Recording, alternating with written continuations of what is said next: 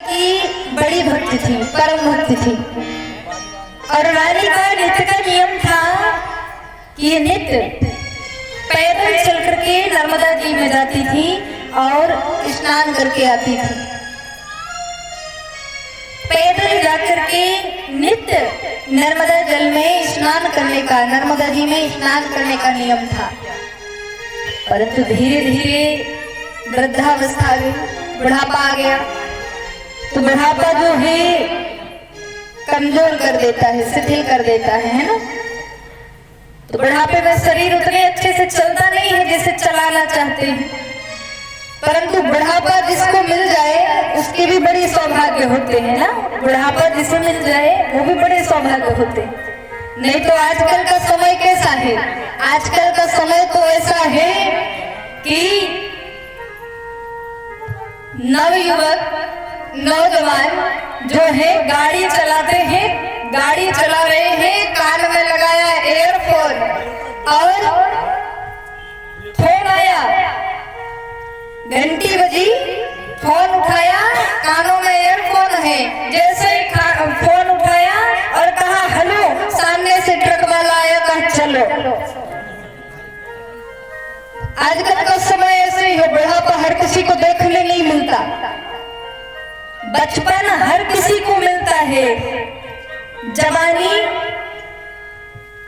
कुछ को मिलती है, पर बुढ़ापा वह हसरत है प्यारे जो खुश नसीबों को मिलती है। हर किसी को भी बुढ़ापा नहीं मिलता है ना।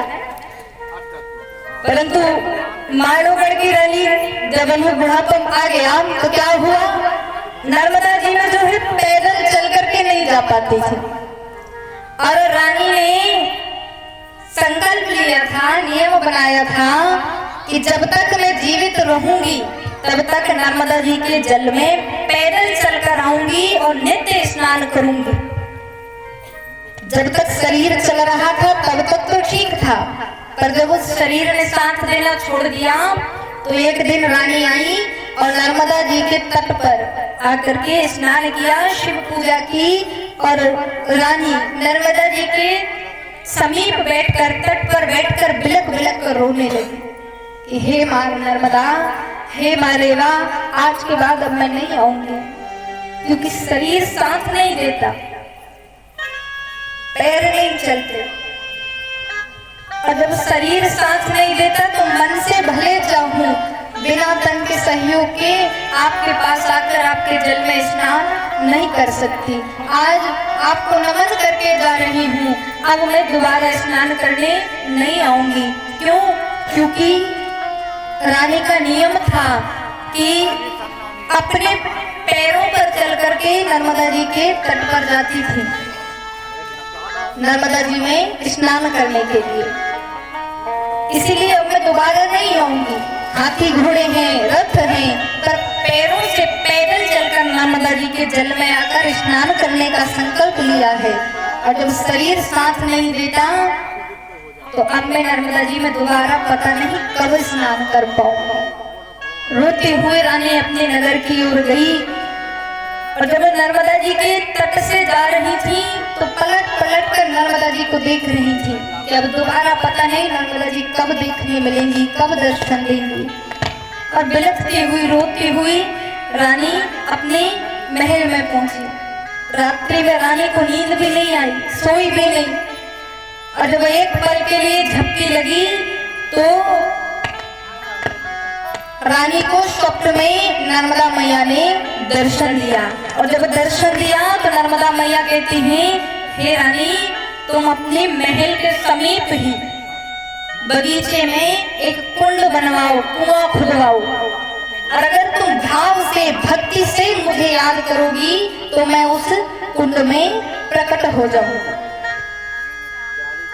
रानी ने सुबह जागृत होते ही सैनिकों को आदेश दिया कि यहाँ बगीचे में, महल के पास कुंड खोदो, कुआं खोदो, यहाँ नर्मदा जी प्रकट होंगी। सैनिकों ने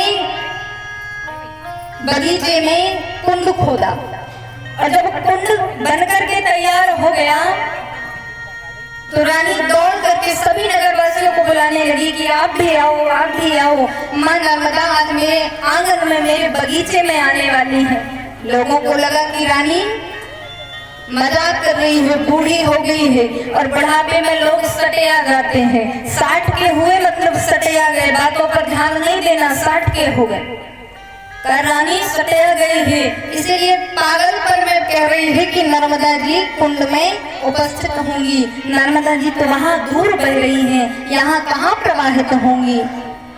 कुछ रानी का साथ देने के लिए, सांत्वना देने के लिए एकत्रित होकर के आ गए, और नर्मदा जी की आज्ञा से इस रानी ने उस कुंड के समीप खड़े होकर के दोनों हाथों को ऊपर उठाते हुए हर हर नर्मदे, जय मां नर्मदे, हर हर नर्मदे का जैसे ही जयकारा लगाया, मां नर्मदा कलकल करती हुई उस कुंड में प्रकट हो गई। और रानी से कहा, हे रानी, आज से तुम इस कुंड के जल में नित्य स्नान करोगी, तुम्हारा लिया हुआ संकल्प कभी अधूरा नहीं होगा। मां नर्मदा से बस